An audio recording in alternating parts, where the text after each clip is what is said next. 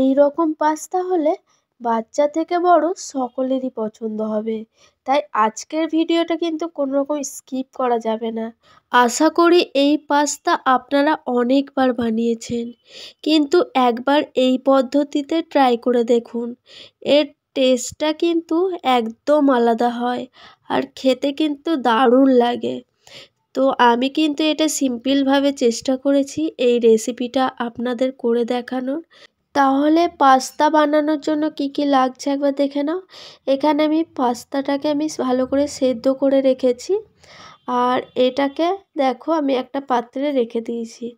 আর এখানে নিয়েছি আমি গাজর, কেটে নিয়েছি পিস পিস করে, আর এখানে ডুমো ডুমো করে পেঁয়াজ কেটে রেখেছি, আর এখানে টমেটোর আর কাঁচা লঙ্কা। এইদিকে দেখো আমি কড়াইটা বসিয়ে দিয়েছি, আর কড়াইটা গরম হয়ে গেছে। এখানে আমি দিয়ে দিচ্ছি রিফাইন্ড অয়েল, আর তেলটা গরম হয়ে এলে আমি এখানে দিয়ে দিচ্ছি দারচিনি, এলাচ, লবঙ্গ।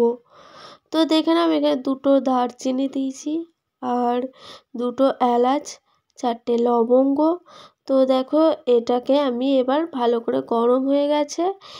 এরপর আমি এখানে ডুমো করে কেটে রাখা পেঁয়াজগুলো দিয়ে দিয়েছি, আর পেঁয়াজগুলো দিয়েছি। এরপর একটুখানি নাড়াচাড়া করে নিতে হবে। কাঁচা লঙ্কা দিয়ে দিয়েছি। তো দেখো এবার আমি নাড়াচাড়া করে নিয়েছি। তো এটাকে কিন্তু বেশিক্ষণ নাড়াচাড়া করা যাবে না। এরপর আমি দিয়ে দিচ্ছি এখানে কেটে রাখা গাজর, আর গাজরগুলোকে কিন্তু এইভাবে পিস পিস করে কেটে নেবে, যাতে দেখতেও কিন্তু সুন্দর লাগে। আর এদিকে দেখো আমি আরেকবার একটু নাড়াচাড়া করে নিয়েছি। তো গাজরটাকে যেহেতু সেদ্ধ করতে দিতে হবে, তো দেখো এটাকে আমি কিন্তু সুন্দরভাবে সাজিয়ে রান্নাটা করছি।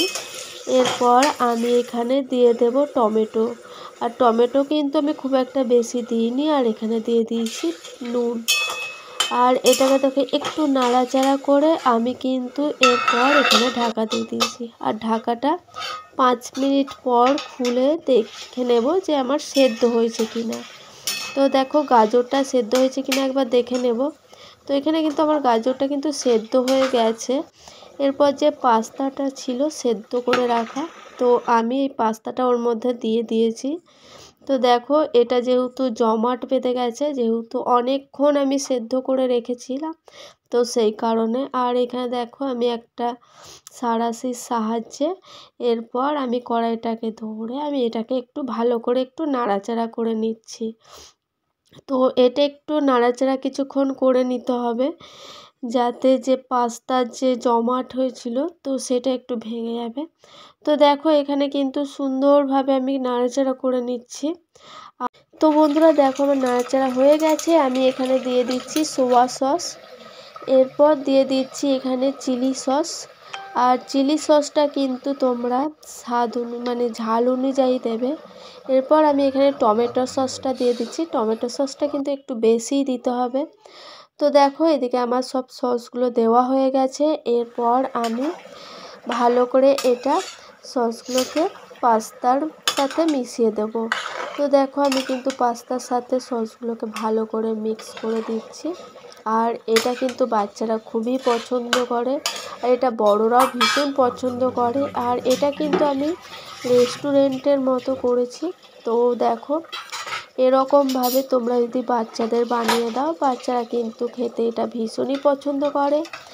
আর এইরকম রেসিপি আরও পেতে আমার চ্যানেলটিকে অবশ্যই সাবস্ক্রাইব করো, লাইক করো, আর আমার পাশে থেকেও আমাকে সাপোর্ট করো। এরকম ভিডিও আবার নেক্সট এপিসোডে আসবে। ভালো থাকবেন, সুস্থ থাকবেন। ধন্যবাদ।